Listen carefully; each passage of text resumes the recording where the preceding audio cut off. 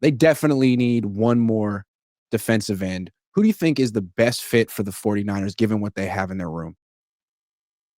Um, Mm.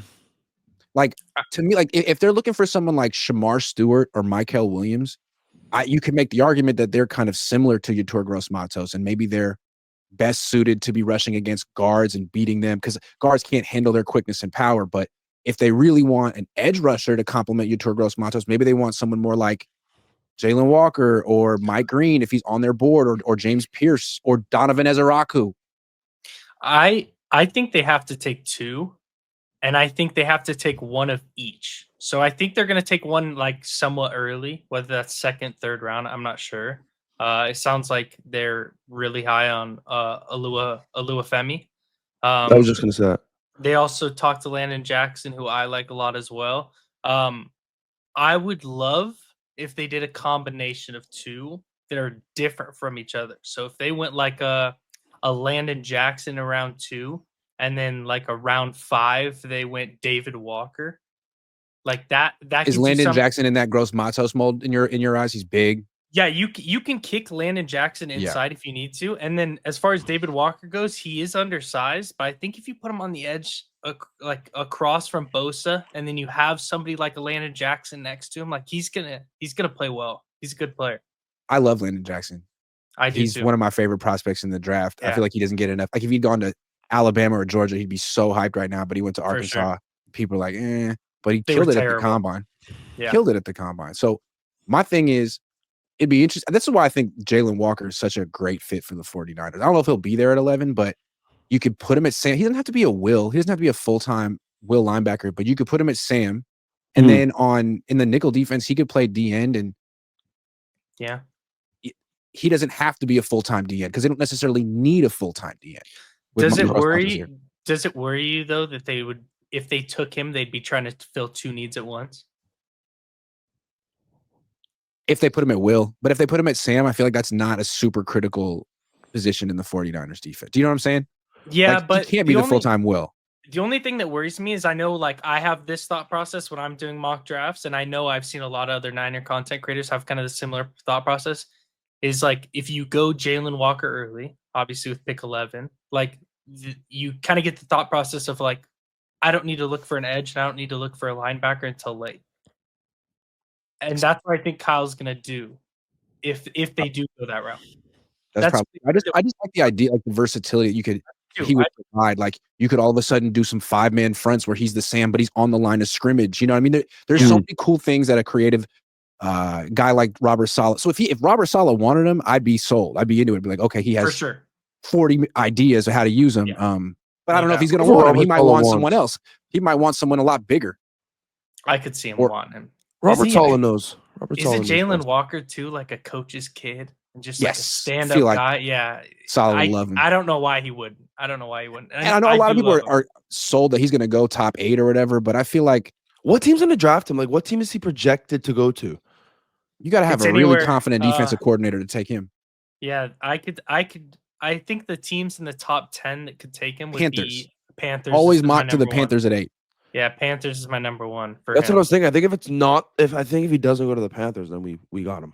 Because PrizePicks is sponsoring the Cohn Zone this year. PrizePicks is the leader in daily fantasy and the best place to win cash while watching sports. And the best part about the app is it's really easy to use. To create a lineup, all you have to do is pick more or less on a few players' stats. I'm a Niners guy. So, when I'm doing PrizePicks, I'm looking, the last couple of years, I'm looking at Deebo Samuel because I know Deebo Samuel better than Deebo Samuel knows Deebo Samuel. So if it's like drops, I'm taking more. Or if it's like punches thrown towards his long snapper on the sideline during the fourth quarter of a game, the 49ers will go on to win.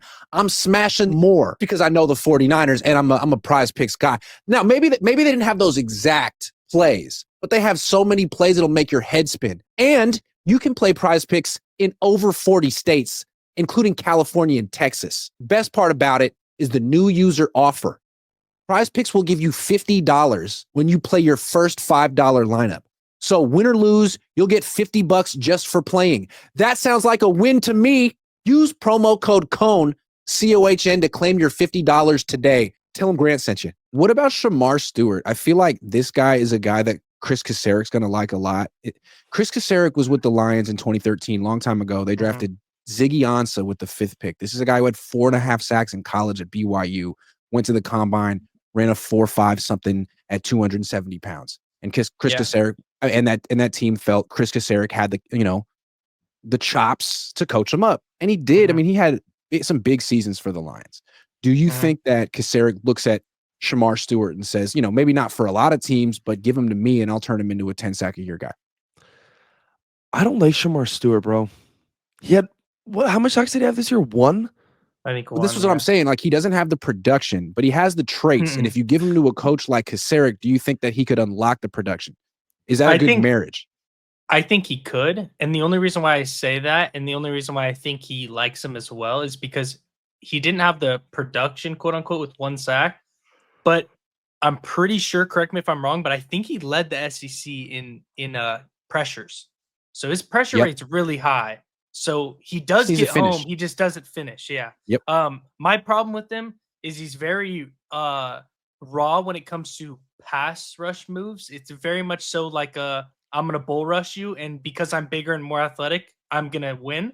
And in the NFL, that's not going to work. So that's the only problem that I have with him. So he's good. I feel that. But I feel like if you just put him in the wide 9, you give him that wide track and tell him to convert speed to power, so he's gonna knock that offensive tackle back. I mean, he may not get the sack, but if he causes pressure, then Bosa gets the sack. For sure. Grant, you take him at 11? Would I take him at 11? I prefer not to. I think I prefer James Pierce, but I'm just trying to think like Chris Kasarik, and I think what's wrong with James Pierce? Nick just has a hatred towards the guy. I love James Pierce. Well, his win rate was super high for 2 years in college as a pass rusher. Do you really think he'd be good in the wide 9? Yeah, I do. I think he's got that first step quickness. He's probably got the best get off of any edge rusher in the class. Maybe Abdul Carter has a better one. He's super fast. I think he's got a lot. He could do a lot of the D Ford stuff. And again, if you have a base end like Gross Matos, you wouldn't necessarily have to play him all the time. Although drafting a 2-down player in the first round is kind of iffy. It's just also. Go ahead, Mosh. Go ahead. I think we'd have to trade back for him because drafting him at 11 would be insane. I just think, Nick, he's going to fall to the Eagles and he's going to ball out and we're going to hate it all. We're just going to hate it. Like, dude, that's but the thing is, so many mocks of him falling to the Eagles. And I'm like, if he falls to the Eagles, we're screwed. We're screwed. I mean, I don't know. Like, I think the Eagles will take Walter Nolan before they take What do you not like about Pierce before you move on? I just think, like, to your point of the D Ford thing, like he is a similar player, but that production that we got out of D Ford with Bosa on the other side, like, we're not going to get that out of James Pierce.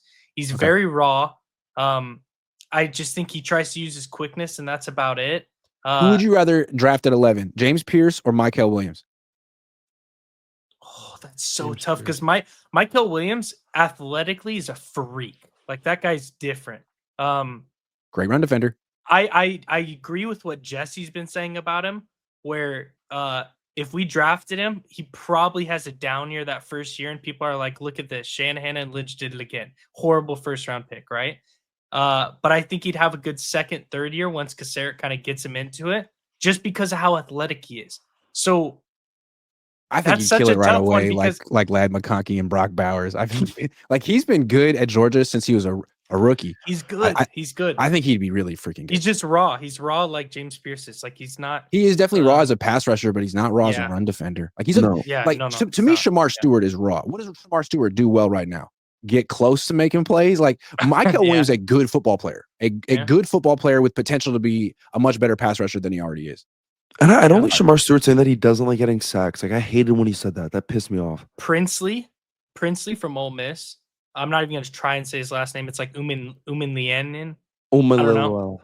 He's good. I like him a lot. Back to the D tackle spot. No. We need two more guys from the edge because people are going to bring them up in the chat.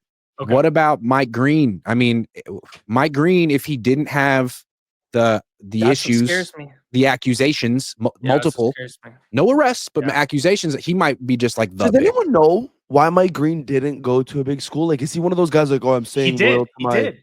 Dude, you don't. Okay, he went to Virginia. He went to Virginia. Yeah.